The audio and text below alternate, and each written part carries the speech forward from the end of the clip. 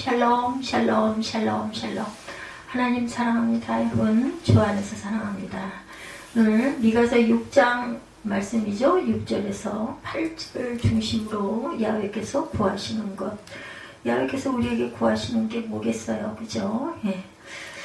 내가 무엇을 가지고 야훼 앞에 나아가면 높으신 하나님께 경배할까? 뭘 가지고 나가는 게 아니라 가지고 나가는 거 그냥 마음이면 됩니다. 예, 내가 번제물로 1년 송아지를 가지고 그 앞에 나아갈까? 야훼께서 천천의 순양이나 만만의 강물 같은 기름을 기뻐하실까? 아니죠. 내 허물을 위하여 내 마다들을 내 영혼의 죄로 말미암아 내 몸에 열매를 드릴까? 사람이 주께서 선한 것이 무엇임을 내게 보이셨나니 야훼께서 내게 구하는 것은 오직 정의를 행하며 인자를 사랑하며 겸손하게 내 하나님과 함께 행하는 것이 아니냐라고 말씀하고 있어요. 8절에 그렇게 말씀하고 있죠. 사람아 주께서 선한 것이 무엇임을 내게 보이셨나니 야훼께서 내게 구하시는 것은 오직 정의를 행하며 인자를 사랑하며 겸손하게 내 하나님과 함께 행하는 것이 아니겠느냐. 하나님은 자기의 백성이 반역의 길에서 돌아서기를 바라세요. 그들을 상대로 항변하시는 것은 쟁변하시는 것은 항변하시는 것은 옳지 않은 자리에 있는 백성들을 돌이키고 회개하기를 원하는 것입니다. 그렇죠? 돌이키고 회개하기를 누구에게나 어떤 악한 자라도 네 잘못을 네가 스스로 근데 이게 온전해야 되겠죠. 그냥 허울로 겉보기로 그렇게 해가지고는 하나님께서는 중심을 다 하시니까요. 그건 아무 소용이 없는 것입니다. 하나님은 백성들의 순종과 공의를 원하세요. 그들을 송사하는 형식으로 깨닫게 하시려는 것이죠. 이제 그들은 재판에 회부되어 그들의 불의함과 불순종이 완전하게 드러나게 될 것이다. 하나님의 사랑에 매는 인간이 진정한 행복에 들어가도록 돕는 것이라는 것을 잊지 말아야 할 것입니다. 그래서 하나님께서 버린 자식은 어떠한 일도 일어나지가 않아요. 그죠? 그런 계기가 만들어지질 않는다는 거. 이스라엘과 변론하시는 하나님이에요. 쟁변을 위한 준비. 하나님은 이스라엘과 송사하기 위해서 증인을 불러들이시죠.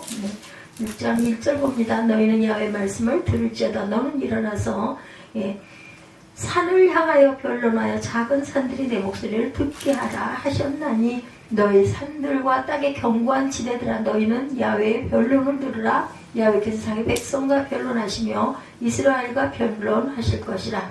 이르시기를 내 백성이 내가 무엇을 내게 행하였으며 무슨 일로 너를 괴롭게 하였느냐. 너는 내 증인 내게 증언하라. 내가 너를 애굽 땅에서 인도에 내어 종노릇하는 집에서 속량하였고 모세와 아론과 미리암을 내 앞에 보냈느니라. 하나님께서 모세 같은 또한 아론과 미리암 같은 그러한 하나님의 귀한 종들을 보냈다라고 말씀하죠. 5절에 내 백성아 너는 모압왕 발락을 꾀아먹과 볼의 아들 발람이 그에게 대답한 것을 기억하며 시딤에서부터 길갈까지 일을 기억하라. 그리하면 나 야훼가 공의롭게 행할 일을 알리라 하실 것이라. 그리고 이제 6절에서 8절까지 하나님의 마음이 그대로 드러나죠. 쟁변을 위한 준비. 하나님은 이스라엘과 송사하시기 위해서 증인을 불러들였어요. 증인은 산과 들과 바다들 그런 자연들이다. 자연은 하나님께서 이스라엘에게 베풀어 주신 모든 은혜와 자비를 어때요? 처음부터 보고 알고 있기 때문이라는 것이죠. 이 말은 다른 의미를 가지고 있습니다. 또 다른 의미. 자연은 하나님께서 이스라엘에게 벌을 내리실 때 사용한 것으로 이스라엘의 죄악에 대해 잘 알고 있기 때문이다. 그렇죠. 자연은 말이 없지만 다 보고 알고 있다.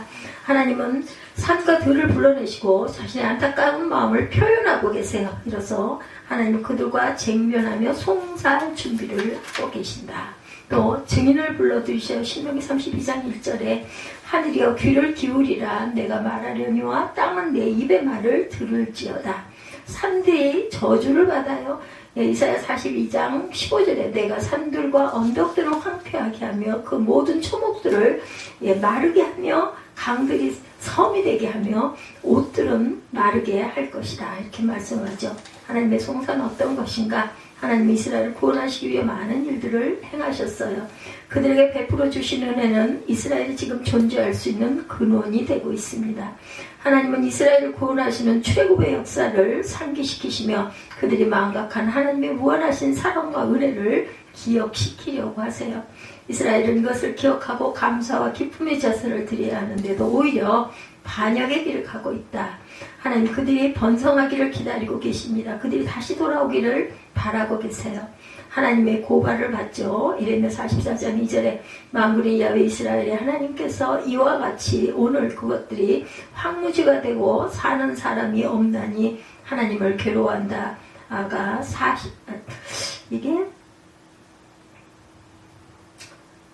43장에 있을 리가 없는데 이 아자가 뭘까?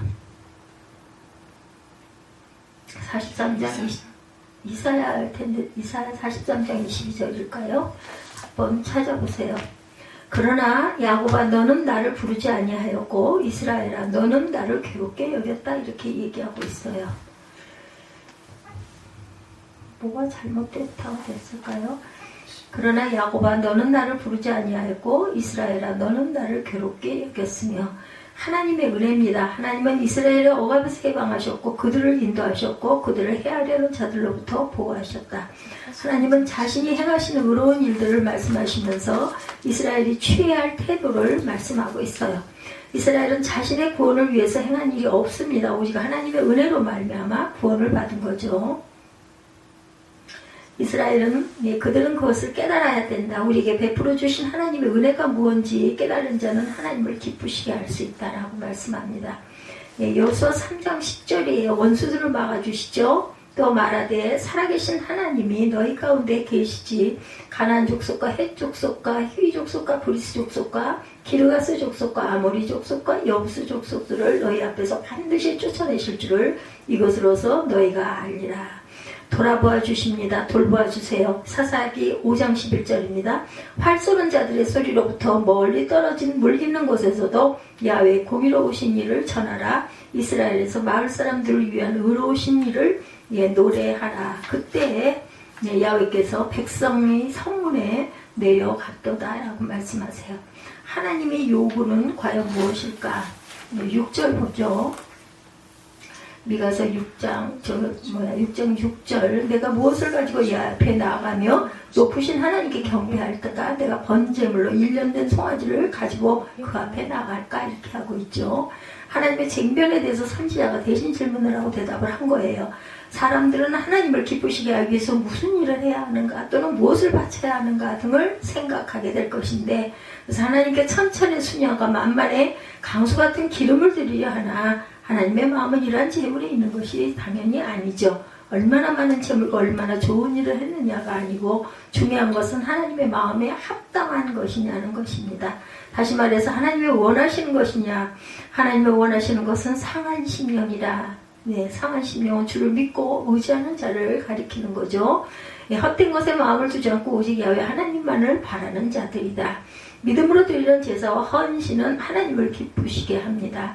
억지로 어쩔 수 없어서 그건 사실은 예배를 드리지 않는 게 맞죠. 그런 마음이면 안 하는 게 맞아요. 근데 우리는 그래도 권합니다. 보내신 자를 믿어야 한다. 요한복음 6장 28절입니다. 그들이 묻되 우리가 어떻게 하여야 하나님의 일을 하오리까?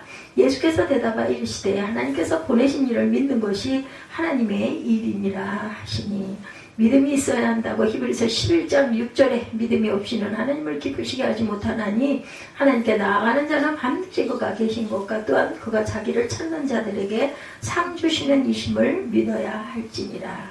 하나님께서 원하시는 것은 상한 심령이죠. 하나님께서 원하시는 것은 첫째로 공의를 행하는 것이다. 하나님께서 원하시는 것 7절 야훼께서 천천의 순양이나 만만의 강물 같은 기름을 기뻐하실까? 내 허물을 위하여 내 맏아들을 내 영혼의 죄로 말미암아 내 몸의 열매를 드릴까? 8절에 답이 나오죠. 사람이 주께 선한 것이 무엇임을 내게 보이셨나니 야훼께서 내게 구하시는 것은 오직 정의를 행하며 인자를 사랑하며 겸손하게 내 하나님과 함께 행하는 것이 아니냐라고 무엇이든지 함께 주님 앞에 행하는 것이다 라는 말씀이죠.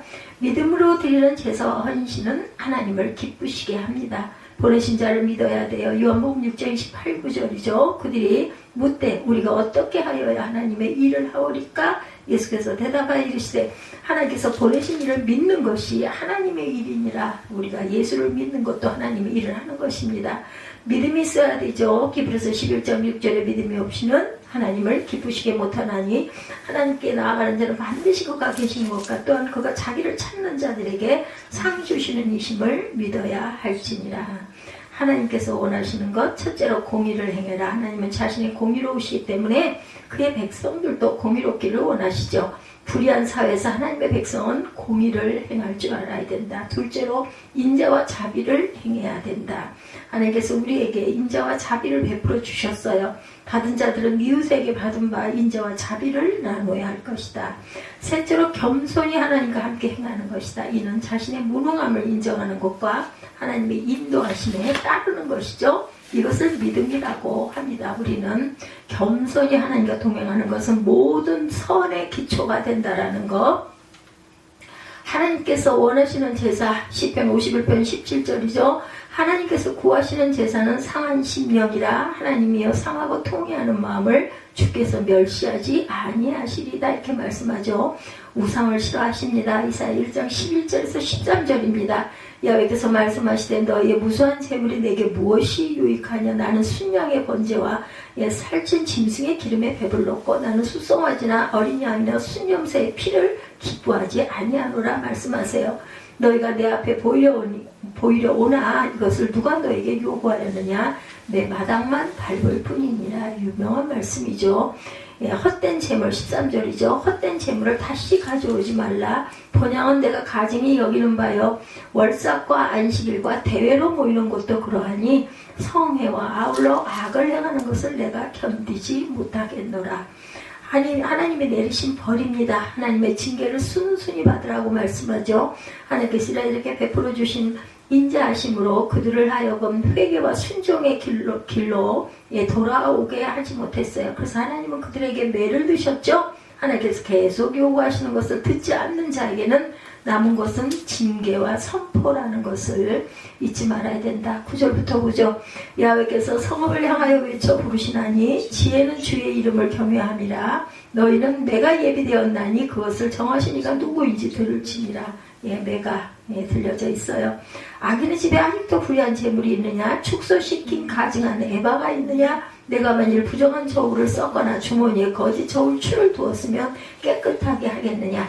그 부자들은 강포가 가득하였고 그 주민들은 거짓을 말하니 그 혀가 입에서 거짓되도다. 그러므로 나도 너를 쳐서 병들게 하였으며 내 죄로 말미암아 너를 황폐하게 하였나니 내가 먹어도 배부르지 못하고 항상 속이 빌 것이며 내가 감추어도 보존되지 못하겠고 보존된 것은 내가 칼에 붙일 것이며 내가 씨를 뿌려도 추수하지 못할 것이며 감난 열매를 밟아도 기름을 내 몸에 바르지 못할 것이며 포도를 밟아도 술을 마시지 못하리라. 16절입니다. 너희가 오므리의 율례와 앞지은 모든 예법을 지키고 그들의 전통을 따르니 내가 너희를 황폐하게 하며 그의 주민을 사람의 조속거리로 만들리라. 너희가 내 백성의 수욕을 감당하리라. 뭐예요? 결국은 우상숭배죠. 그들의 전통을 따르니 내가 너희를 황폐하게 하며 그의 주민을 사람의 조손거리로 만들리라. 너희가 내 백성의 수욕을 감당하리라. 이렇게 말씀합니다. 선지자는 징계를 선포하면서 그들에게 하나님의 징계에 순응하라고 말하죠. 그 이유는 매를 드신 분이 하나님이시고 하나님이 매를 드신 것은 그만한 이유가 있다. 이스라엘은 하나님의 징계하시는 이유를 알아야 할 것이다. 우리는 하나님의 매를 드실 때 매를 드시는 하나님의 마음과 그 뜻을 깨달아 알아야 되겠다. 공정한 자들을 장국케 하세요. 신명기 15장 15절에 오직 온전하고 공정한 저울추를 두며 온전하고 공정한 내 되를 둘 것이다. 그리하면 내 하나님 야훼께서 내게 주시는 땅에서 내 날이 길리라. 이스라엘의 부정과 불의입니다. 이스라엘은 하나님의 말씀을 통해 하나님의 원하시는 공평과 정의를 들을 수가 있었어요. 그러나 그들은 부정한 추와 불의한 재판에 판을 치는 그 무법의 세상을 만들어 놓았다고 하죠. 하나님의 백성들은 사회적으로나 도덕적으로나 정직하고 공의로운 생활을 해야 할 것이다. 그들은 하나님의 특별한 백성이기 때문에 이방인과는 다른 생활을 해야 한다. 그들이 행한 불의와 부정은 당연히 징벌을 받아야 한다. 공평을 행하라는 것은 레위기 19장 35, 6절에 너희는 재판할 때나 길이나 무게나 양을 잴 때 불의를 행하지 말라. 공평한 저울과 공평한 추와 공평한 에바와 공평한 흰을 사용하라는 너희를 인도하여 애굽 땅에서 나오게 한 너희의 하나님 야훼니라. 이렇게 말씀하세요. 뭐든지 공평한 것들을 눈속임 하는 거 절대 하지 말라. 공평을 원하십니다. 잠언 16장 11절입니다. 공평한 저울과 저울은 야훼 것이로되 주머니 속에 저울추도 다 그가 지으신 것이니라. 그렇죠. 무엇이든지 다 하나님이 지으셨어요. 이스라엘의 죄악에 대한 징벌이 내려진다 말씀하죠. 이스라엘의 범죄로 말미암아 그들은 적막하게 되고 황폐해져서 사람들은 기근에 허덕이고 모든 것은 파괴되고 흩어지고 빼앗길 것이다. 이렇게 말씀합니다.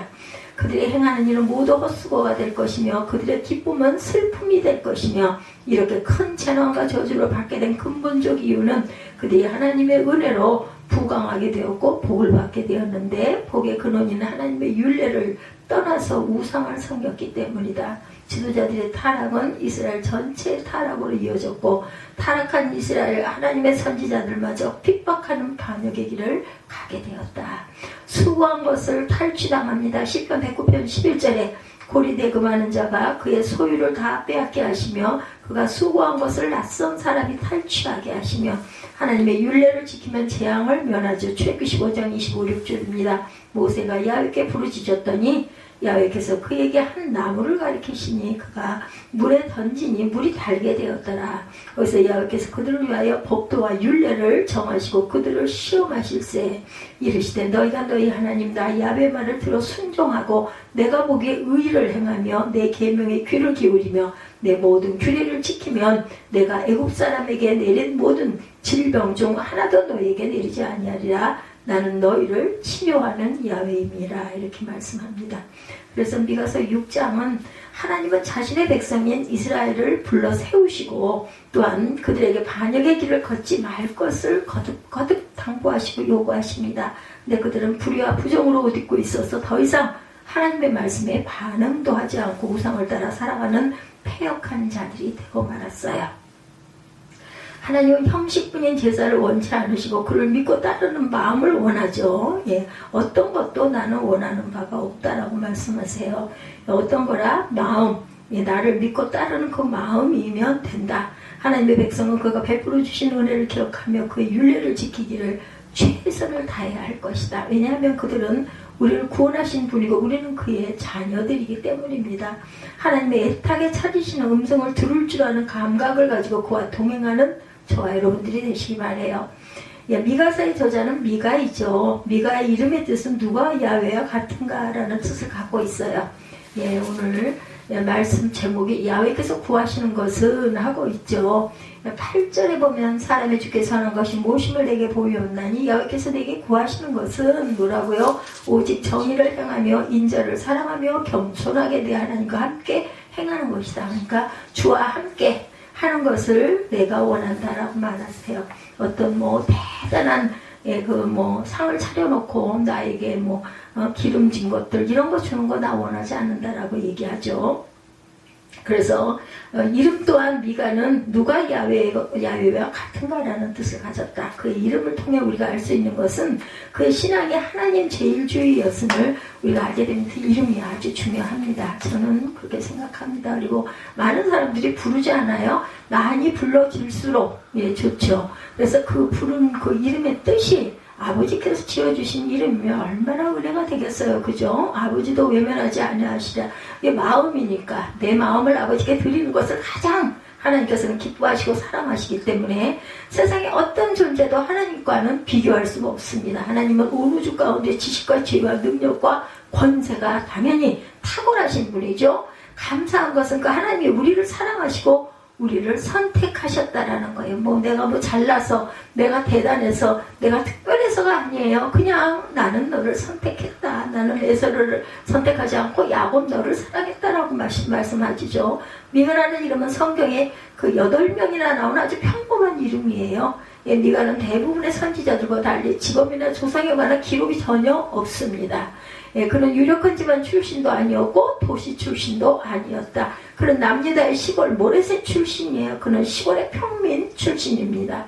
미가서의 기록 목적은 당시에 행해지던 불의와 불평등을 지적하고 이스라엘이 행해야 할 바른 삶의 태도를 알게 함으로 하나님의 정의를 세우려는데 목적이 있었어요. 미가서의 중심적인 주제는 심판입니다. 그 시절에 너무나 정말 어지러운 세상, 굉장한 그 우상 숭배가 아주 만연한 그때죠. 심판 사상은 그 당시 이스라엘 백성에게는 일반적인 것이었어요. 그런데 미가가 가지고 있는 심판 사상이 이스라엘 백성들이 가지고 있었던 심판 사상과 다른 점이 있었다. 미가는 하나님의 심판이 이방을 포함해 이스라엘에게까지 미치는 우주적인 것이다 이렇게 믿었던 사람이고, 하나님의 심판은 민족적인 조건이 아니라 악에 대해서 이루어지기 때문이다. 그렇죠. 미가는 남은 자 사상을 가지고 있었어요. 하나님의 심판날에 구원받을 자들은 혈통적 이스라엘이 아니라 불의한 시대 속에서 하나님을 향한 믿음을 지키고 정의로운 삶을 살아가는 남은 자들에게 있다 이렇게 본 거죠. 동의하시죠? 남은 자 속에서 이스라엘만이 아니라 이방 민족까지 포함되고 있고 하나님의 구원이 인류를 향해 열려져 있음을 보여줍니다. 우리도 이방인이에요. 그렇죠? 선민 아니죠? 미가서의 구조적인 특징은 세 부분입니다. 1장에서 3장은 하나님의 심판을 선포했고 4장에서 5장은 메시아를 통하는 왕국의 회복을 예고했습니다. 오늘 본문 6장과 7장은 회개를 촉구하죠. 우리가 다룰 그 6장 6절에서 8절은 미가가 회개를 촉구하는 부분 중에 어떻게 사는 것이 하나님 보시기에 선한 것인지에 초점을 가지고 있습니다. 본문 앞부분인 5장 10절에서 6장 5절까지의 내용은 이렇습니다. 하나님께서 이스라엘 백성들을 애굽에서 구원하셨고 그들을 인도할 지도자들을 세우시고 그들을 향한 저주를 축복으로 바꿔주셨고 그들을 가나안 땅으로 인도하셨어요. 그러나 이스라엘 백성들은 하나님을 의지하지 않고 군사력을 의지했다라는 거죠. 우리도 그런 우를 엄청 범합니다. 왜냐하면 힘이 있어야 될 거 아니야. 그렇죠? 힘이 있어야 되니 군사가 많으면 많을수록 이길 수 있는 확률이 많죠. 일반적으로. 근데 하나님은 그것이 아니었다라는 거죠. 그들은 하나님을 찾기보다는 점쟁이를 찾았고 우상 숭배에 빠졌다. 많이 숭배해야 하나님께서 복을 주셔서 풍요로운 농사가 잘 될 수 있는 풍요의 신 만몬을 아주 그냥 숭상을 합니다. 그래서 하나님은 그들을 심판할 것이라고 말씀을 하고 있죠. 6, 7절 하나님의 심판의 메시지를 들은 이스라엘 백성들이 하나님의 노를 풀기 위해서 궁리하는 내용이 오늘 본문 6절과 7절이에요. 내가 무엇을 가지고 야훼 앞에 나아가며 높으신 하나님께 경배할까? 내가 번제물로 1년 된 송아지를 가지고 그 앞에 나아갈까? 7절에 야훼께서 천천의 순양이나 만만의 강물 같은 기름을 기뻐하실까? 내 허물을 위하여 내 맏아들을 내 영혼의 죄로 말미암아 내 몸에 열매를 드릴까? 그런데 이제 답은 사람이 주께서 선한 것이 무엇임을 내게 보이셨나니 야훼께서 내게 구하시는 것은 오직 정의를 행하며 인자를 사랑하며 겸손하게 내 하나님과 함께 행하는 것이 아니냐. 거꾸로 물어보세요. 그죠? 내가 나와 함께 겸손하게 하나님 앞에 이런 것들을 구하는 것, 정의를 행하고 인자를 사랑하고 겸손하게 내 하나님과 함께 행하는 것이 아니냐. 늘 주님과 함께하는 저와 여러분들이 되시길 하나님께서는 기뻐하신다. 마치 뇌물을 주듯이 하나님께 물질을 드리면 하나님의 노가 풀리시겠습니까? 라고 묻죠. 하늘은 하나님의 보좌고 땅은 하나님의 발등상에 뭐가 필요하시겠어요? 그렇죠? 금도 하나님의 것이고 은도 하나님의 것입니다. 오죽이나 하면 천국에 가면 땅이 전부 다 금이라면서요. 그죠? 하나님이 원하신다면 지구의 검둥어리를 지구를 만들 수도 있다는 거예요. 뭐든지 불가능이 없으니까. 근데 이스라엘 백성들은 자신들이 드리는 재물의 양으로 하나님의 마음을 움직일 수 있다고 생각했으니 얼마나 어리석은 사람들일까. 근데 한편으로는 그런 마음도 이해가 갑니다. 정말 귀한 사람 대접을 할 때일수록 더 좋은 걸로 드리지 않아? 이런 마음이지 않았을까? 하나님께서 이스라엘 백성들의 근데 마음은 없으면서 형식상으로 하는 거 하나님 아십니다. 중심을 보시기 때문에 이런 거 필요 없다라는 거죠. 상한 심령이라고 말씀합니다. 하나님께서 이스라엘 백성들에게 재물을 원하셨던 이유는 두 가지. 첫째, 하나님께서 이스라엘 백성들이 드리는 재물을 통해 참된 재물이 되시는 예수 그리스도를 보여주고 싶으셨다는 것. 둘째, 하나님께서는 재물과 함께 이스라엘 백성들의 마음과 생활을 원하셨어요. 내 행함, 내 삶, 내 모든 것을 하나님께서는 원하신다. 다시 말하면 주님은 이스라엘 백성들의 삶을 원하셨던가. 그래서 삶으로 행하는 예배다라고 얘기하죠. 우리가 내 삶이, 내 생활이 예배처럼 살아야 될 것이다.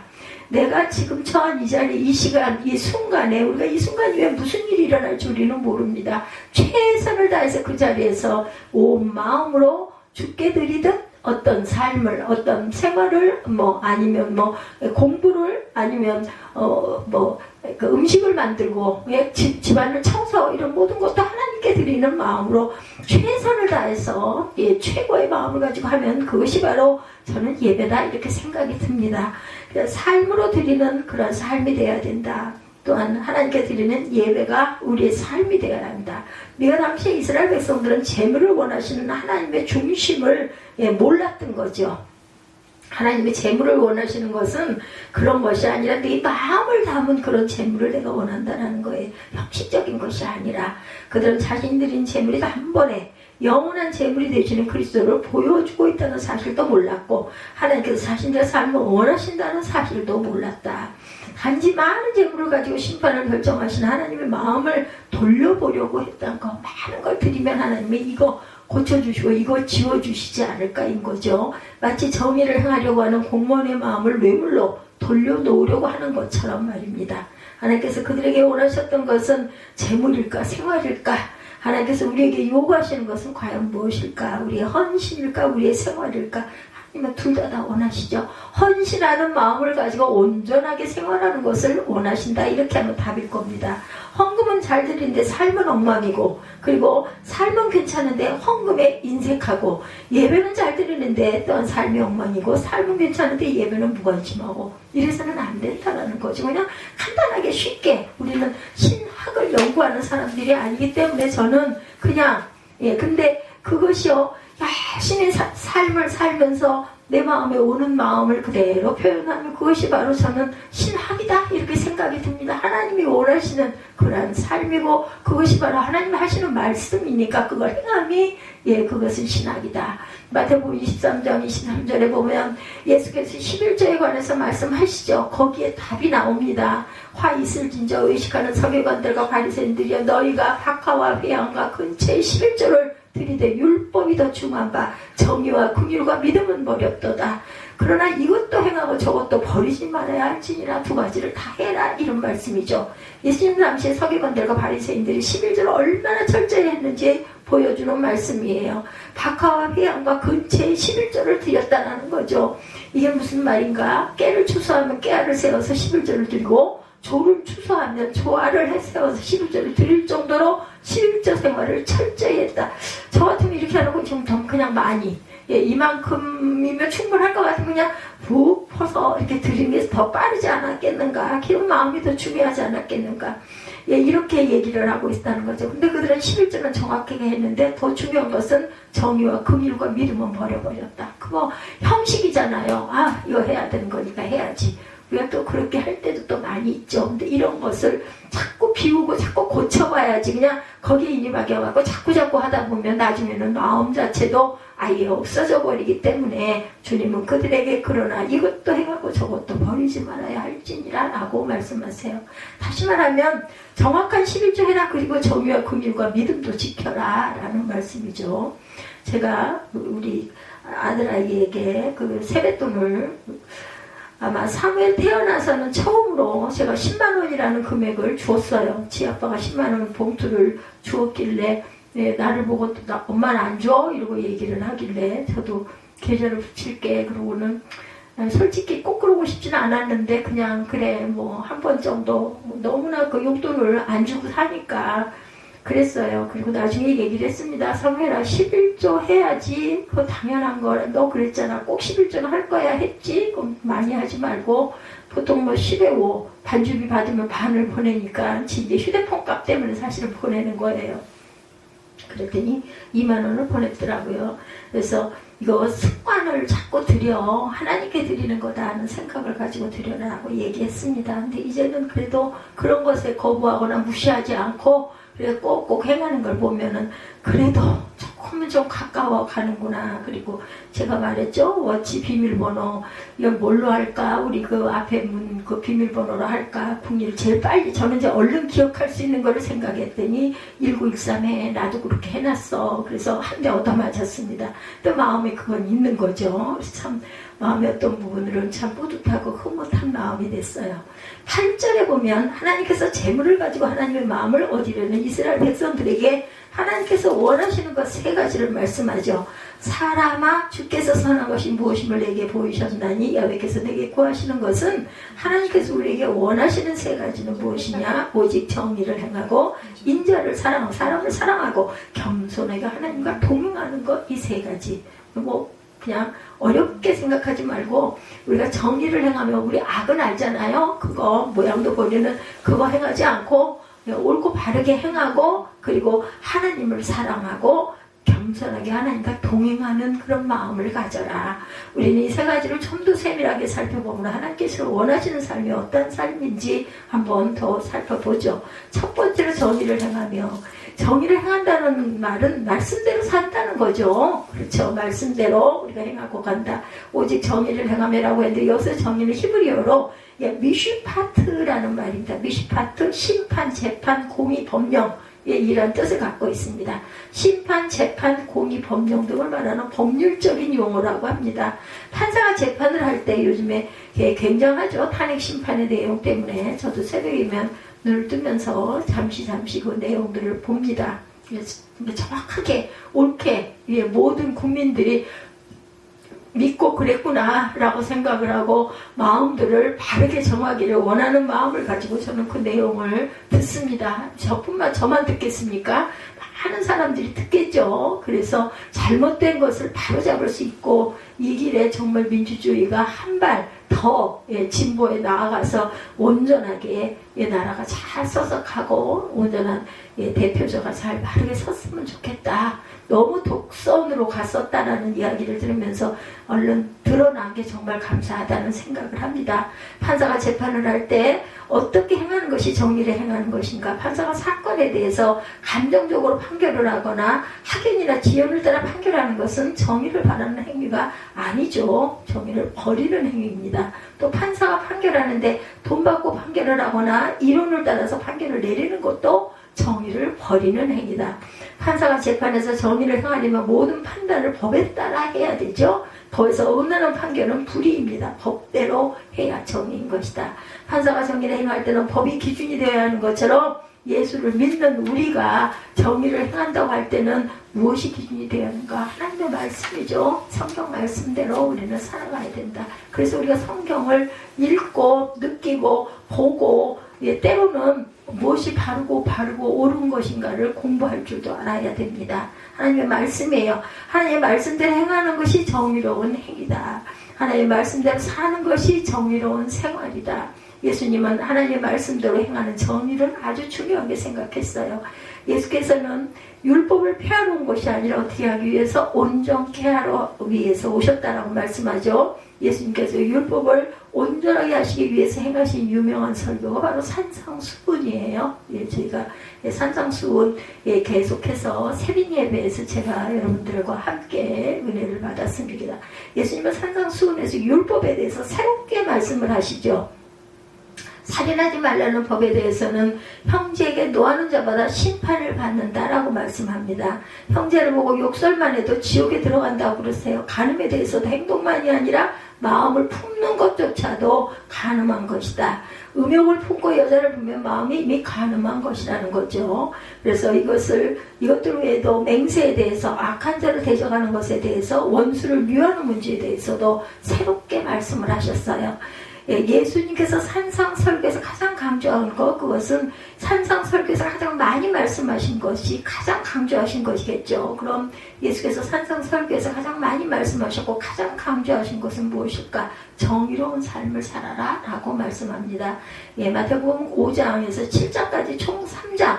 근데 예수님은 산상수훈에서 다양한 주제를 말씀하시면서도 각 장에서 반복적으로 정의로운 삶에 대해서 말씀하세요. 마태복음 5장에 보면 유명한 팔복이 나오죠. 근데 그 팔복에 분석해보면 예수께서 가장 강조하신 것이 정의로운 삶입니다. 팔복이라고 하지만 잘 분석해보면 사실 7복이에요. 한 가지가 2번 반복돼서 나오죠. 그것이 바로 의에 대한 말씀입니다. 그래서 4번째 7번이 나오는데 8복 중에 4번째가 정의에 관한데 의에 줄이고 목마른 자는 복이 있나니 그들의 배부를 것이며 8번째 역시 정의에 관해서 의를 위하여 박해를 받는 자는 복이 있나니 천국이 그들의 것이니라 이렇게 말씀합니다. 주께서 팔복 설교에서 가장 강조하고 찾으셨던 것은 정의라는 것, 의에 대해서 말씀하고 있죠. 의에 줄이고 목마른 자는 복이 있나니 배부를 것이며 의를 위하여 핍박을 받는 자는 복이 있나니 천국이 그들의 것입니다. 그래서 예수께서 산상수훈의 2번째 장인 마태복음 6장에서 가장 힘있게 강조하신 말씀 역시 정의를 추구하고 있어요. 예, 마태복음 6장 설교의 결론은 33절이죠. 그런즉 너희는 먼저 그의 나라와 그의 의를 구하라. 그리하면 이 모든 것을 너희에게 더하시리라. 그래서 그 나라와 의를 구할 줄 알아야 된다라는 거죠. 정의, 공의, 의입니다. 기도할 때 가장 힘써야 할 것은 먹는 것, 마시는 것, 입는 것. 다시 말하면 육신에 필요한 것이 아니라 기도할 때 우선순위는 하나님의 나라와 하나님의 의라는 것. 예수께서 팔복의 3번째 장인 마태복음 7장에서도 정의로운 생활을 강조하고 계세요. 예수님은 마태복음 7장 15절에서 20절까지 거짓 선지자의 정체를 말씀하죠. 그들이 거짓 선지자인지 알 수 있는 방법은 그들의 열매를 보면 알 수가 있다. 거짓 선지자들은 못된 나무이기 때문에 좋은 열매를 맺을 수 없고 나쁜 열매를 맺는다. 거짓 선지자들은 불의한 생활로 자신들의 거짓됨을 보여주고 있어요. 마태복음 7장 21절에서 23절에도 예수께서 거짓 선지자들의 최후에 대해서 말씀하세요. 그들은 천국에 들어가지 못하고 지옥에 들어가게 될 것이다. 그 이유는 그들이 정의롭지 못한 삶을 살았기 때문이다. 마태복음 7장 21절에 나더러 주여 주여 하는 자마다 다 천국에 들어갈 것이 아니요 다만 하늘에 계신 내 아버지의 뜻대로 행하는 자에라야 들어가리라고 말씀하죠.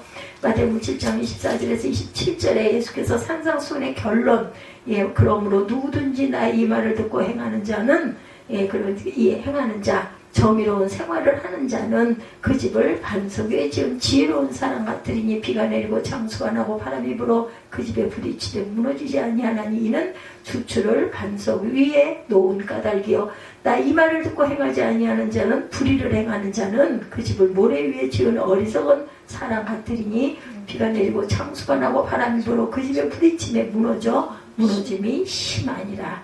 산상수훈의 말씀을 행하는 정의로운 생활을 강조하는 팔복으로 시작을 하죠. 그리고 말씀을 행하는 생활, 즉 정의로운 생활하는 지혜에 관한 말씀으로 마칩니다. 그래서 산상수훈에서 가장 강조하는 것은 하나님의 말씀대로 사는 생활, 정의로운 생활을 하거라 라고 말씀하죠. 신앙생활하면서 위험한 것 중에 하나가 민주주의입니다. 교회 운영에 대해서 민주적으로 해야 한다 말하는 분들, 그는 그것이 아니다. 교회 운영을 하면서 사람을 인격적으로 대하는 것은 반드시 있어야 하지만 민주적으로 하는 것은 옳지 않다고 생각이 들죠. 민주적이란 말은 민주주의에 적합한 말. 근데 민주주의는 무엇인가? 주권이 국민하고 있고 국민에 의해서 정치를 행하는 주의가 민주주의니까 성경은 하나님의 교회가 민주적으로 운영되는 것을 말하고 있지 않다. 교회의 주권은 누구에게? 하나님에 있는 것이지 사람에게 있는 것이 아니라는 거죠. 교회의 머리는 주님이시고 교회는 주님의 몸이며 성도는 몸의 지체들이라고 하세요. 지체가 머리를 움직이거나 머리를 움직이는 것이 아니라 몸이 머리를 움직이는 것이 아니라 머리가 몸을 움직이고 머리가 지체를 움직이는 것이다. 교회는 머리이신 주님의 뜻대로 움직여져야지 지체인 사람의 뜻대로 절대로 움직여져서는 안 된다. 교회를 민주적으로 움직인다면 교인들 다수가 원하는 대로 움직여야 하는데 그러나 하나님의 교회가 다수에 의해서 움직여지는 것이 옳다라고 하시지 않아요. 교회는 주님의 뜻에 의해서 움직여야 된다. 주님의 뜻은 하나님의 말씀이기 때문에 하나님의 말씀대로 움직여야 된다. 그것이 바로 교회의 정의입니다. 그래서 말씀대로, 그래서 우리가 기도할 때도 말씀대로 기도해야 된다라는 거죠. 만약 판사가 재판을 하는데 그죠? 예, 판결문 이런 거 보지 않고 판사 마음대로 내가 보기에 이게 옳으니 이렇게 해서는 안 되는 거죠. 정의를 버리는 것입니다. 그 판사는 다수와 대립이 되는 일이라 할지라도 판사는 법대로 판결을 내려야 한다. 그것이 판사의 정의, 신앙생활도 마찬가지입니다. 다수가 원하는 것이 아니라 하나님의 말씀대로 행하는 것이 정의를 행하는 것이다. 우리는 교회 공동체에 속해 있습니다. 그렇기 때문에 교회 일을 할 때는 우리가 하는 일이 하나님의 뜻인가 아닌가를 살펴보면 되죠. 예, 인간의 감정은 하루에도 정말 12번도 더 바뀌기도 해요. 그죠? 특히 사춘기 때의 감정과 갱년기 때의 감정은 걷잡을 수 없이 위험하다고 합니다. 지나치게 감정적인 사람은 수시로 감정이 변하기 때문에 감정을 따라 행한다는 것은 신앙생활에 아주 위험천만한 요소이다. 우리가 원수를 만나면 어떤 감정이 일어나요? 예, 사랑하는 감정, 평안한 감정 아닙니다. 미운 감정, 분노의 감정 등이 일어나죠. 예, 목사인 저도 어떤 사람을 만나 보기 싫어서 예, 정말 쳐다보고 싶지 않고 등 돌리고 싶은 마음들 누구나 있어요. 인간 마음 안에는. 그때 감정대로면 어떻겠어요? 이런 경우에 하나님의 말씀이 무엇을 말하고 있는지를 살펴야 된다는 것이죠. 그리고 그 말씀대로 행해야 한다는 것. 혹시 우리의 마음 깊은 곳에서 원수를 사랑하는 마음이 생기지 않아도 성경 말씀대로 원수를 축복하고 원수를 사랑해야 한다. 그것이 바로 정의로운 생활이라는 것을 우리가 알고 가야 되겠다. 아브라함은 독자 이삭을 번제로 드리라는 하나님의 말씀을 받았을 때 어떤 마음이었을까요? 기쁘고 감사하고 행복했을까요? 아닐 거예요. 마음이 아프고 정말 염려가 되었을 겁니다. 아들을 번제로 드리고 싶지 않은 마음은 가득했을 거예요. 그런데도 아브라함은 서슴지 않고 망설이지 않고 하나님의 말씀대로 이삭을 데리고 모리아 섬으로 갔습니다. 중요한 건 갔다라는 것이 아주 중요하죠. 아브라함은 감정대로 산 것이 아니라 말씀대로 살아서 정의를 행하려 했다. 은혜 받을 때 감정적인 은혜도 필요합니다. 그러나 감정에서 움직이는 것은 아주 위험한 것이기도 하다. 기도하고 찬양하고 예배드릴 때 때로는 우리의 감정이 충만해지는 경우도 있어요. 사람들은 그럴 때는 은혜를 충만하게 받았다 이렇게 말합니다. 그러다 뭔가 느낌이 약해질 때는 은혜가 없어졌다, 은혜가 떨어졌다. 근데 이것도 또한 뛰어넘을 줄 알아야 되겠다. 어떤 사람은 감정적으로 충만하면 기도도 열심히 하고 예배도 열심히 드리고 봉사도 열심히 합니다. 그런데 감정적으로 다운되면 충만해질 때까지 모든 것을 내려놓아 버립니다. 억지로 하면 안 돼. 억지로 하는 게 아니야. 이런 마음들을 갖는다는 거죠. 이 사람은 정의를 행하는 것은 아니다. 그런 감정에 춤을 추는 사람이라는 거죠. 우리가 어떤 감정을 느끼든 하나님의 말씀을 붙들고 열심을 내어 주님을 섬길 줄 알아야겠다. 그래서 그것이 하나의 생활화가 되어야 돼요. 예, 그래서 정의를 행하는 생활은 정말 내가 이 모든 게 하고 싶지 않고 원치 않아도 때로는 그것이 그냥 내 생활이니까 하고 할 줄 아는 그런 한결같은 마음이 되어야 된다. 우리가 하루에 밥 2배 드시는 분들도 있지만 하루 삼시세끼다 이런 얘기 하죠. 준비해서 무엇을 먹든 간단하게 먹든 대단하게 먹든 먹습니다. 이런 것처럼 그저 배가 고프니까 먹어야지 하는 것처럼 일상화가 돼야 된다. 신앙생활하면서 위험한 것 중에 하나가 환경에 의해 움직이는 것이다. 우리 환경에 의해 움직이면 안 되죠. 하나님 말씀에 의해서 움직여야 된다. 그것이 바로 정의로운 생활이다. 노아를 봅니다. 창조과학자들에 의하면 노아 시대까지 지구상에는 비가 오지 않았다라고 말합니다. 하나님은 노아에게 홍수로 세상을 쓸어버리시다. 어떻게 믿겠어요? 비 오는 걸 한 번도 보질 않았는데. 그렇죠. 이해가 아마 안 갔을 거예요. 그래서 노아에게 방주를 예비하게 하시죠. 노아는 120년 동안 방주를 예비합니다. 노아가 방주를 예비하는 120년 동안의 환경을 보면 홍수는 있을 수 없는 환경이었다라는 거예요. 만약 노아가 환경에 의해서 움직였다면 노아는 방주를 예비하는 것을 포기했을 거예요. 말도 안 돼. 이게 뭐야. 다들 나를 보고 아마 미쳤다고 하는 사람들이 많았을 것 같아요. 노아에게. 그죠? 그렇게 되었다면 노아는 대홍수 때 구원받지 못하고 인류의 씨가 아마 말라버리지 않았을까. 또한 환경을 보지 않고 하나님의 말씀대로 하라시는 대로 방주를 예비합니다. 노아는 정의를 행한 거예요. 정의로운 생활을 하려면 내게 정의의 기준이 있어야 된다. 내게 기준이 없으면 사람 따라 환경 따라 감정 따라 흔들리게 된다. 내게 분명한 정의의 기준이 있으면 흔들리지 않아요. 성경을 그래서 읽어야 한다는 것. 성경 하나님의 정의가 무엇인지를 가르쳐주는 지침서이죠. 신앙생활하면서 위험한 것 중에 하나가 나름대로 열심히 하는 것입니다. 신앙생활은 나름대로 열심히 해서는 안 돼요. 말씀대로 열심히 행하고 나아가야 된다. 예수님 당시 바리새인들은 나름대로 열심히 했어요. 그들은 말씀대로 한다고 시켰습니다. 정말 열심을 다했죠. 근데 하나님의 말씀의 의도를 모르고 나름대로 열심히 했기 때문에 주님은 그들에게 화가 있을 것이라고 말씀하세요. 로마서 10장 2절에 이스라엘 백성들에게 그들이 하나님께 열심은 있으나 올바른 지식을 따른 것이 아니니라 말씀합니다. 그들은 열심을 냈지만 정의를 행한 것이 아니었다. 성경이 열심히 읽는 것 중요합니다. 문제는 나름대로 해석하는 것이 문제죠. 예, 이단도 보면 성경을 열심히 읽어요. 아주 뭐 몇 장 몇 절 꿰고 앉았죠. 문제는 나름대로 해석하기 때문에 이단입니다. 성경을 열심히 읽는다고 다 올바른 길을 가는 것이 아니다. 예, 해석이 잘못되었기 때문에 이단이 나오죠. 성경을 해석할 때 몇 가지 원칙. 첫째는 성경으로 성경을 해석할 줄 알아야 된다. 굉장히 중요한 원리죠. 어느 부분을 해석했는데 성경이 다른 부분에서 그것을 뒷받침해주지 못한다면 잘못된 해석이다. 그래서들 논문들을 쓰지 않습니까? 야, 어떤 것은 이러이러한데 이러이러하다. 예, 귀결이죠. 둘째는 문맥 안에서 해석해야 된다. 여기서 조금 저기서 조금 가져다가 아전인수격으로 해석해서는 안 된다. 앞뒤 문맥과 해석이 일치해야 된다.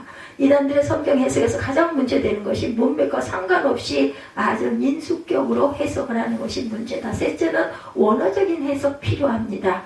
우리가 읽는 성경은 번역 성경이죠. 본래 언어를 다른 언어로 번역하다 보니 잘못된 번역이 나올 수도 있어요. 그래서 자꾸 성경이 다시 나오지 않습니까? 그래서 조금 해석이 조금씩 달라지죠. 그래서 원어적인 해석이 필요하다. 원어 해석이 불가능하면 여러 다른 번역을 참고하는 것도 도움이 되죠. 내적 올바른 신학의 틀을 가지고 해석을 하자. 잘못된 신학은 전혀 성경적이지 않은 교리를 만들어낸다. 그리고 그 교리에 성경을 끼워 넣기를 하는 경우도 많습니다. 성도들은 성경의 올바른 해석을 위해서 영적인 지도를 받을 줄 알아야 되겠고, 초대교회 성도들 사도들의 가르침을 받으며 신앙생활을 했다고 나오죠. 초대교회 성도들 중에 사도가 아닌데도 성경을 많이 읽고 신비한 체험을 하고 강력한 능력이 나타나는 분들이 있었어요.